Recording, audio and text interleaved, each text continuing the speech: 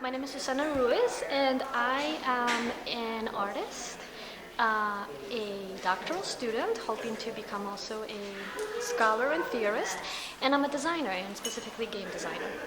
I hear you co-founded Take Action Games. Correct, along with my partners, Huey Trung and Ashley York, we founded a collective called Take Action Games, which seeks to be inspired by and address social and political issues that matter to us and that we feel matter in the world, and kind of innovate and translate these ideas into game design and games. One of our projects that kicked us off, actually, was a project called Ep4 is Dying.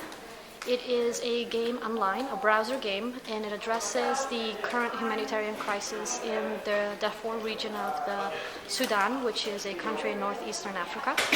And we made a game addressing this, and we called it was our exploration and our intent to make an activist game. It was well received.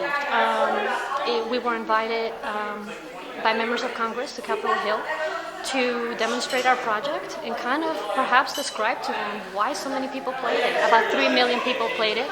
And as part of the gameplay, actually, if as a player you're engaged enough and interested enough to progress in the gameplay, you have to choose whether you want to take part in a real-world social action. Mainly the mechanism of letter writing to members of Congress and the government. Have you heard from anyone who's played Ep4 is Dying and how it's impacted them in their lives? I have, amazingly enough. So we heard from numerous K through 12 teachers about how somehow they heard about this game, they gave it a try, they liked it enough that they introduced it into their classroom, which says a lot to us. And that, kids were saying, they had, for instance, one classroom had just studied in social studies the Holocaust and World War II. And some kids were saying, wait a minute, we thought this kind of thing happened 60 years ago and never ever again. Well, never again is unfortunately not true.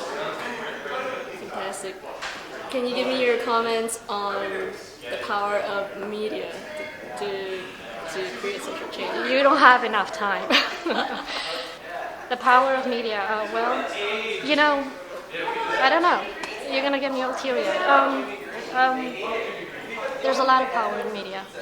And more every day, I think, when sort of our connection to media is pretty much unavoidable. It's pervasive.